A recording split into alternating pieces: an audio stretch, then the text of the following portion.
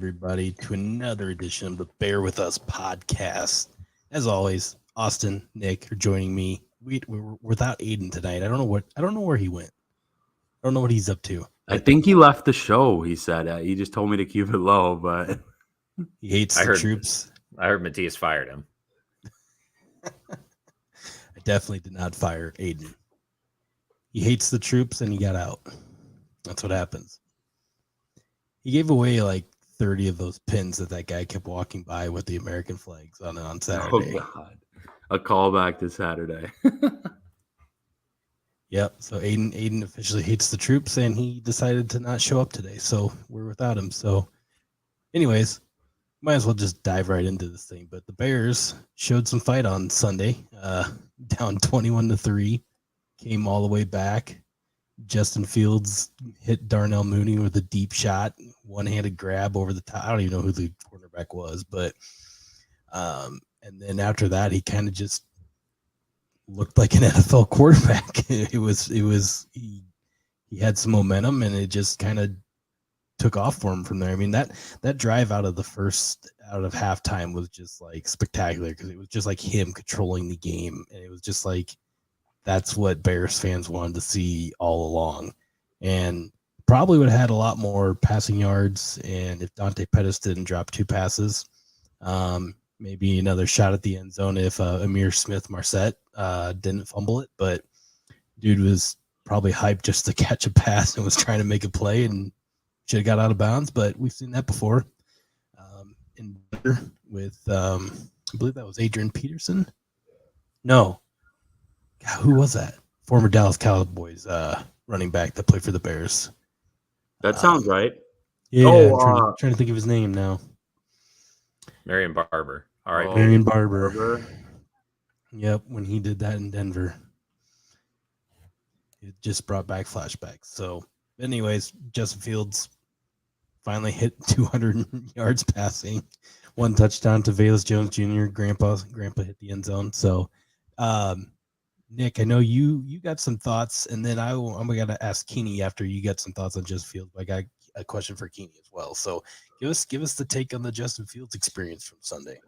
Yeah, so luckily I hadn't ever kind of fallen into the full, doubt and worry just because of the lack of weapons and a new regime and things like that. But I mean, there were several games earlier this season, definitely the Texans game, and then I think maybe it was early in that Giants game.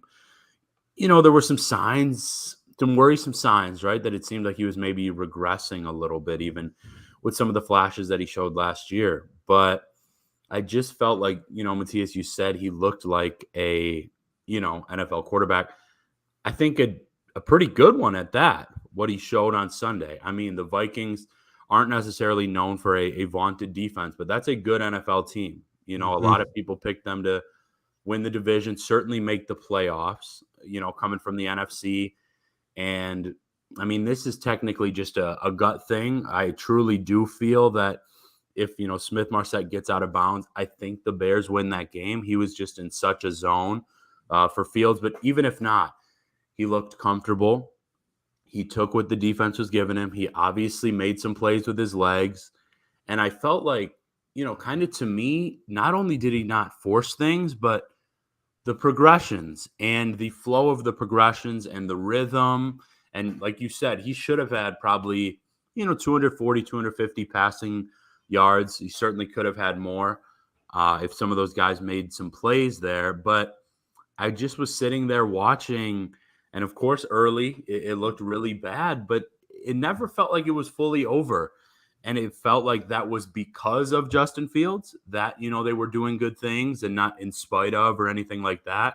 So, I mean, we were talking a little bit before the show, and I know we'll get back to that the Bears have a quick turnaround on national TV that, will give many a great chance to watch him again. But I just feel like there's some real buzz and momentum. I think that he was feeling consistent with Eberflus and some other guys on the offense.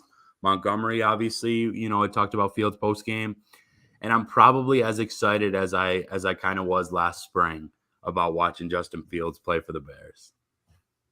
Yeah, the thing I really like the most is like, and I'll use like it was the 2-minute drill, for example, before the Amir Smith Marset fumble, but um, and the guys are talking about this on 670 to score, but it kind of stuck out to me because it's making a lot of sense because uh, how Fields would have the constant mistake where it was like one after the other. Well, like this game, it was he made like maybe some minor mistakes, and then like the next play, it would be completely wiped away because he would do something that was just like normal for a quarterback in the NFL to hit. Like we'll just use the example like when he took that sack in the 2-minute drill, and then the very next play, he evaded the rush a little bit and dumped it off to David Montgomery for a save. Yep. David Montgomery made the play to get 20 yards to get the first down, and then the very next play was Amir Smith's Marset fumble. But it's just stuff like that he's like eliminating. And then I will say, like they probably would have had more than 3 points, not being down 21-3,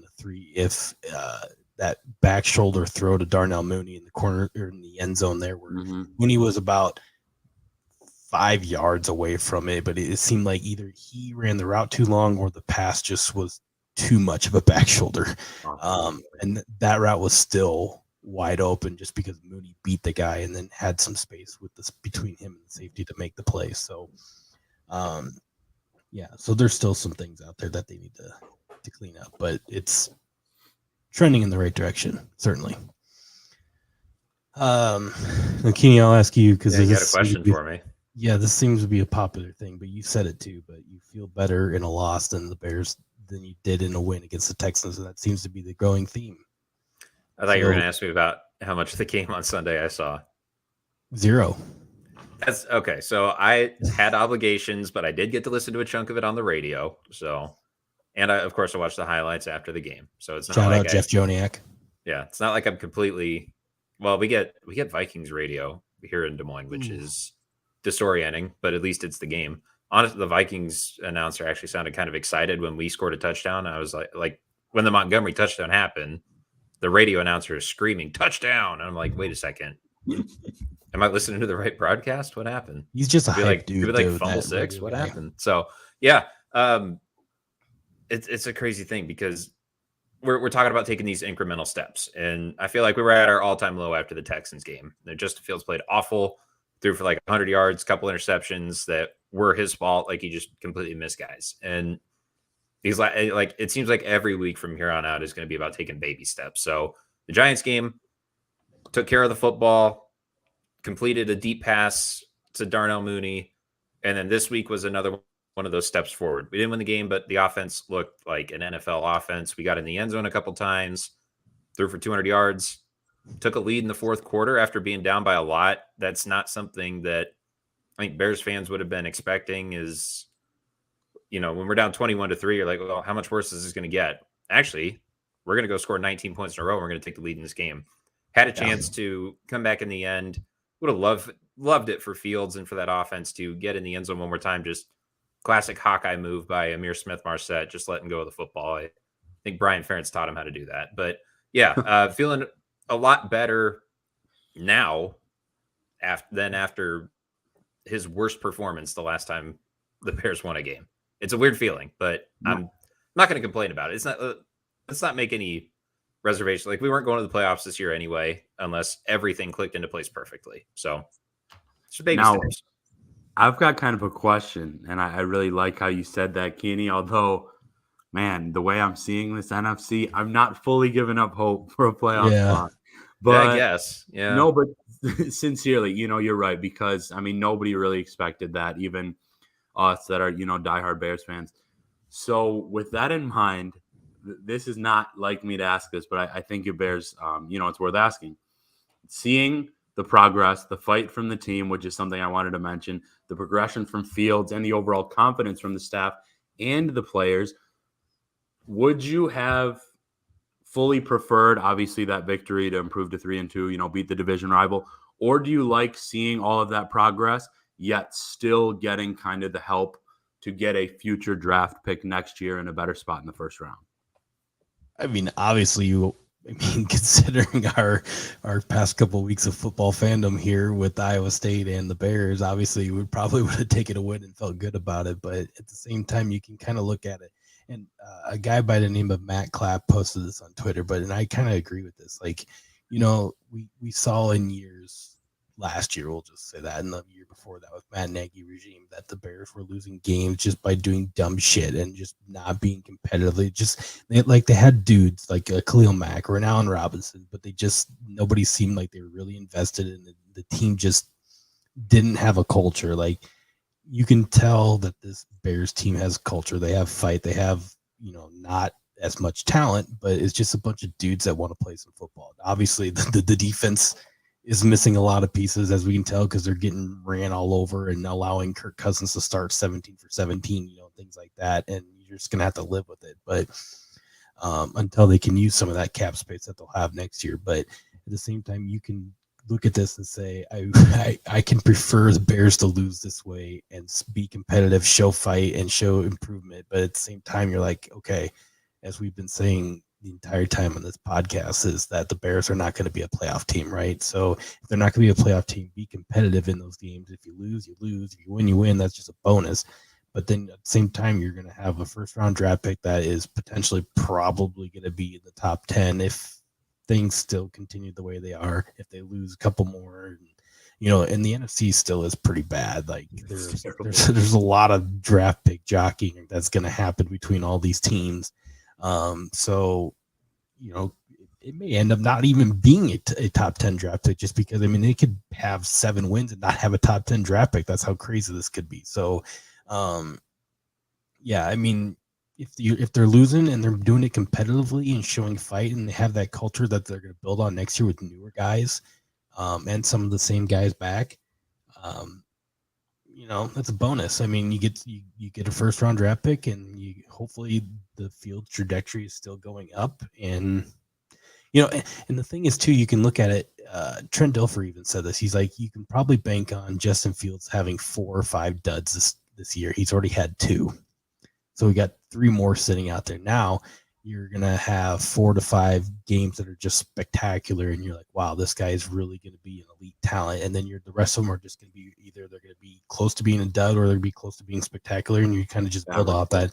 Yeah. So that's kind of the bigger thing I'm looking for. I'm, if the Bears end up somehow putting it together, like, let's just say like the Eagles last year, where they were struggling and they looked like a team like the Bears this year, where they just didn't have the dude, but then something clicked, and all of a sudden they end up in an NFC wildcard game. Like, if that happens, it happens, but that's still something you can build on for the year. It's just about stringing the positives, and if it's in a loss, it's in a loss. That's kind of where I'm at with it.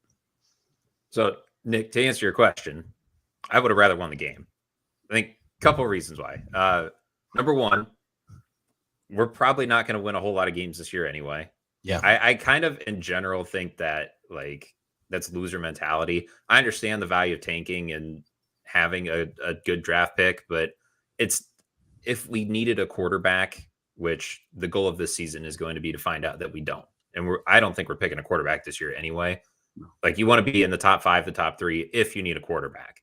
If you don't, then a couple teams are going to reach for quarterbacks at the top. There's still going to be plenty of talent in the back half of the top 10.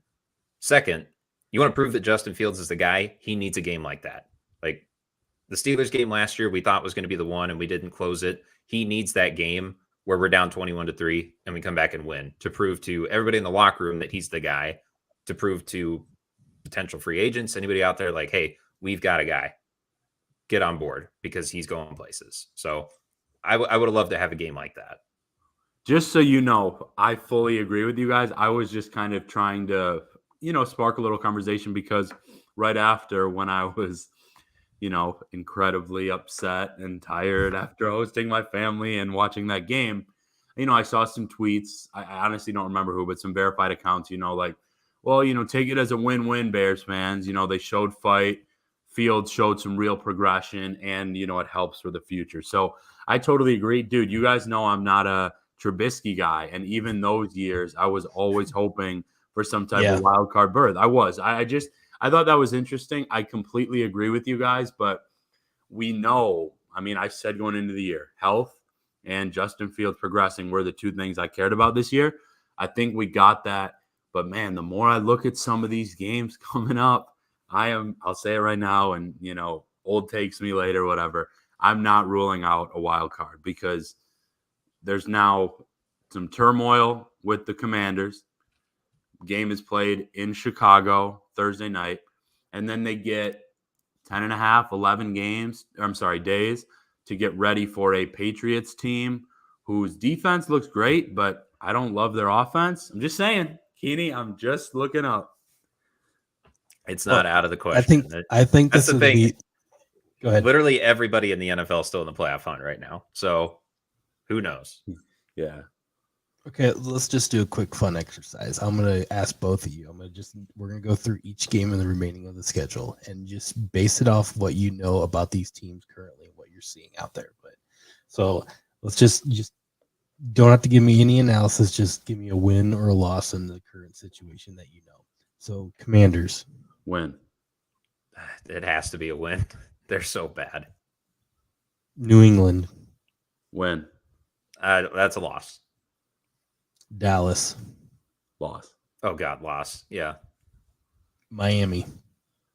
Where's the game? In Chicago. Win. They'll give it to him. I don't know when Tua's coming back. What if Tua and both Tyreek are back healthy? It's probably a loss, but the NFL is weird, so we'll probably win. I'm gonna call that. I guess their game relies on speed, so playing on Soldier Field, that's going to slow them down enough that we can beat them. All right, Detroit. Win. Atlanta. Loss. They're playing well. They should be 4-1. New York. Win for sure. Get another. The Jets. The Jets. Yeah, the Jets. Sorry. I'm actually impressed with the Jets. I'll call it a loss. I don't even know where we are right now, wins, losses, but there's whatever. Roughly 3 or 4. Okay. Green Bay. Loss. Come on. Bye week. Philadelphia. Loss. Have they lost yet? Has Philly lost at this point? No. Yeah. We'll take the L. Buffalo. Loss. Yeah, loss. Detroit again. Win. Where's the game? And Detroit. That's a loss. Minnesota at home. Win. Did knock Kirk out of the playoffs somehow. Okay, So but even with one or two of mine being too confident, like I know the Dolphins and the Jets have looked awesome. Shout out Brees Hall. That would even still be at just 8 or 9 wins. So maybe I'm getting a little ahead, but still, I mean, it's exciting to think about and thinking that 3 out of the next 4 I feel are very winnable. The only thing that scares me in that Patriots game is when Belichick flips that switch to kind of take over against young quarterbacks. That's something he's obviously still been able to do. But no, man, it's exciting. So what was the other loss? Oh, the Giants. Yeah, that was the one that happened. God, I wish they would have gotten one of the last 2. Giants loss doesn't even seem so bad anymore. Yeah, Dable's got them. He's got them bought in. They're winning very unconventionally with. They have no wide receivers.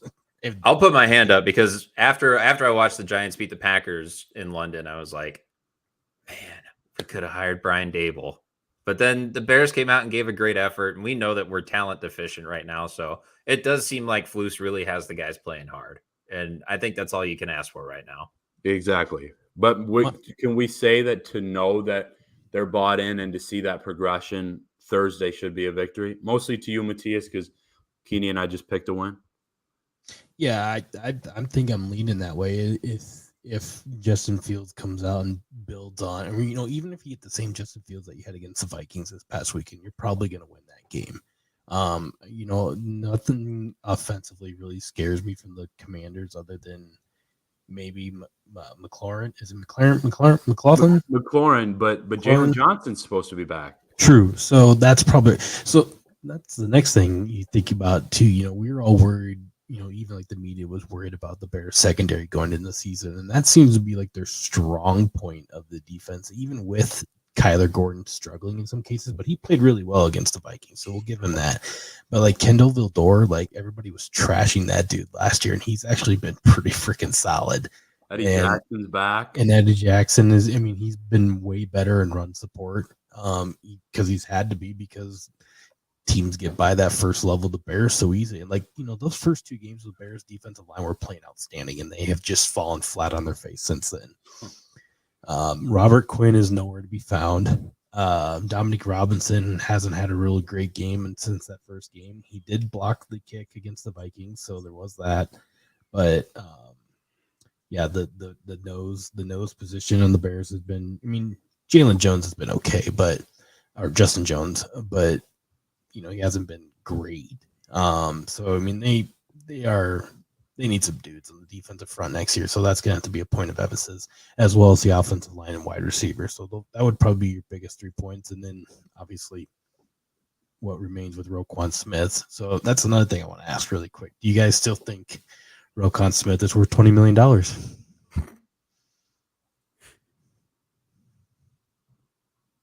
No? Yes? Maybe?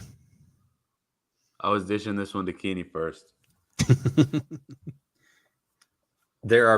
think there are better ways to spend your cap. And if Roquan Smith is like above and beyond everybody else at his position, you can justify it.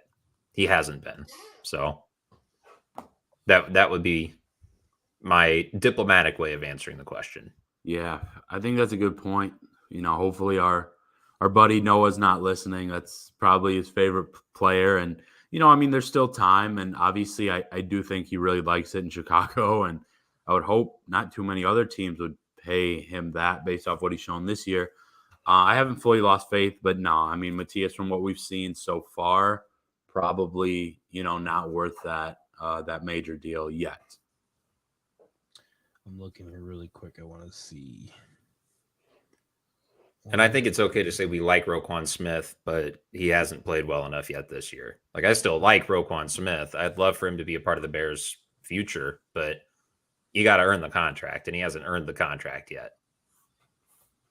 So Roquan Smith is currently sitting 3rd in the NFL in total tackles, if you can believe that. I mean, that's not a surprise. You know, he's plays all the time. He's in every play, but I don't know. I guess I'm not a PFF guy. How's he grade out analytically? I haven't looked at that. I thought I saw some people saying he's been kind of average. Let me see if I can. I think I did see what you're probably alluding to. If you haven't followed him yet, follow Clay Harbor on Twitter. I see his tweets pop up all the time. I have not followed him. So okay, so this is what I did see, and this follows right into Keeney's point. But so he actually says Roquan Smith is leading the NFL in tackles. On Pro Football Focus, he's graded 65 out of 77 total linebackers at 48%. It's not great. It's not great. And I don't know how they grade stuff, but they do it a lot different than obviously the total tackles and things like that. I mean, if you can grade every single play that he does, I mean, you would probably have a pretty average or below average grade on just because of the missed tackles. Yeah, has he made like impact plays? I think, like, you know, you can hop on a pile and get a tackle, and I'm not even saying that's what he's doing. You know, you can pile up tackles pretty easily, but are you making those impact plays? I'm trying to. He had the pick against the Texans. I guess you got to give him that. Yeah, that would be 1 out of 5 games he's played well in, I think. Yeah, I just don't know if I've seen him like jump off the page. Wasn't he good in the Niners game? And nothing that really was like spectacular, I guess. I thought he was pretty good, but yeah, I mean, I think we're all. So we'll give him 2 out of 5. In agreement there. Yeah, he's gonna feed Thursday. Green Bay, he was pretty bad. I mean, Minnesota, it wasn't like he was jump off the cliff bad, but it was noticeable that he missed some easy tackles. And then against the Giants, he did the same. So, yeah, that's where he's graded out at. Trying to see if there's one more here. Oh, Sam Mustipher, he needs to go though. Can I if I can find this play, can I show you guys this? Yeah, I think I saw it. He really was bad. Oh, I can't remember his name.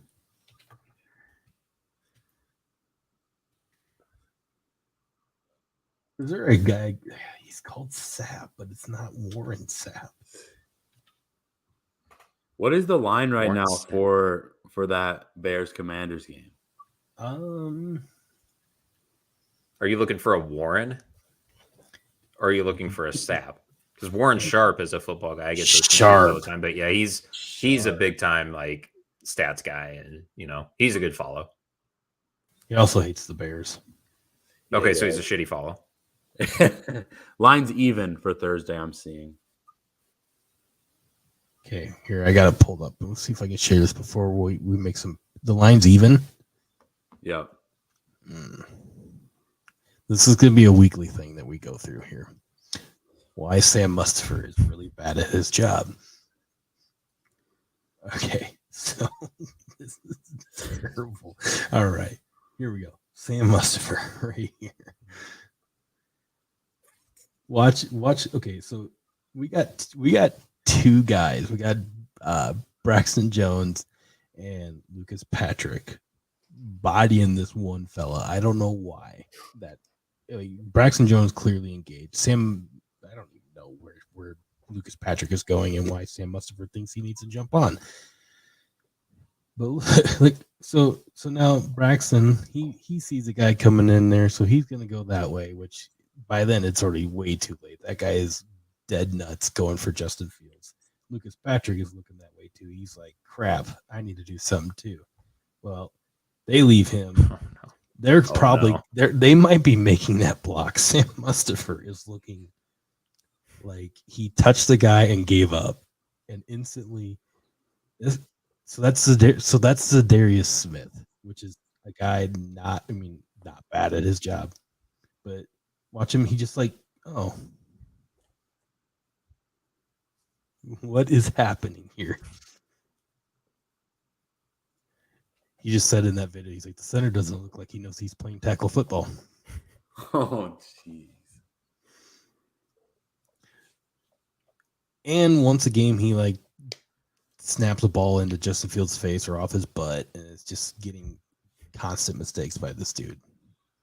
Fire him into the sun and into the unemployment line. That's all I got to say about that. Predictions? Yeah, so we'll wrap this thing up. So, Nick, Austin, what's your guys' predictions for Thursday night? Prime time, Amazon. Justin Fields, Carson Wentz, matchup of the century. I'll take the Bears to win. It's not gonna be a pretty game. No. I think this is a time for the defensive line to step up because the commies, their offensive line is awful. And Carson Wentz is just so sackable right now. I feel like he's getting hit 15 times a game. So I'll take the Bears. I'll take them to win 20-14. Okay. So that's a few points under the over-under, which is already very low.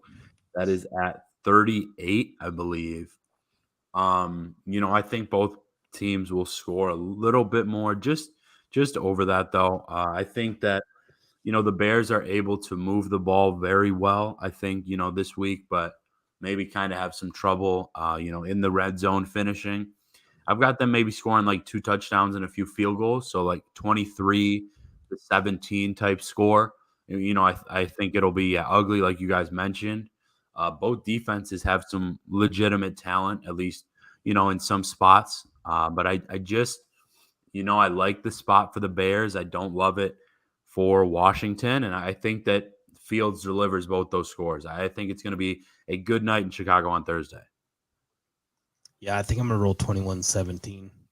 But also, we don't know if Carson Wentz is going to play. So he's got a bum shoulder. So if he doesn't play, then is Tyler Henneke his backup still? I don't know. Commanders depth chart. We'll put it this way. If the Bears win on Thursday, I think Ron Rivera is out of a job on Friday. Yeah, Taylor Henneke is their backup. Are they 1-4 right now, Keen? Yep. Yeah, they're 1-4. Yeah, they're bad. Yeah, Dotson didn't play on Sunday either. Pretty good wide receiver. So It's just a matter of time before they fire their coach. Yeah, and so with all of that stuff kind of, happening, whatever the quarterback comment, I was thinking about that too, Keeney, and was that just 2020? They had that like kind of crazy year to make it to the playoffs, and did he win Coach of the Year? I believe so. Yeah, it's just crazy, kind of how quickly things can turn around. I mean, I would tend to agree. I don't think that team is necessarily flush with talent either, but yeah, I don't think it's really kind of a perfect match anymore. They're not exactly a well-run organization built on continuity. So they had the odds for Ron Rivera going back to Carolina. They loved him there, man. Yeah, I think that's his last stand. And if any, that might be the case if you're going to make one for the Commies to beat the Bears, is like, well, it's their coach's last stand and nobody really believes in them. So maybe Wentz hits a deep pass or something. But it's grim. They've got it worse than we do. Oh, for sure. Yeah, our owner may be 99 years old, but at least she's not she doesn't hate women. So she's not on a yacht in the Mediterranean avoiding subpoenas, Yeah. Yep. Well, we'll wrap it up. We'll hope for the best and hope for some more Justin Fields improvement on Thursday night. And yeah, like I think it's gonna be pretty ugly too, just because it's a short week and both teams aren't the greatest. Usually short weeks don't really build up that great of a recipe for that anyways. So as we saw with the Colts and Broncos, which both teams aren't that great either, as the 12-9 score on a Thursday night. So hope for a little bit better than that. But not many people are going to be very excited outside of Bears fans and Commanders fans to be watching this game on Thursday. But I know I will be. Everybody gets to play one. Everybody gets to play one Thursday night, one Sunday night, and one Monday night game. So here's ours. Hooray! So we'll see you guys next weekend. Thanks for listening.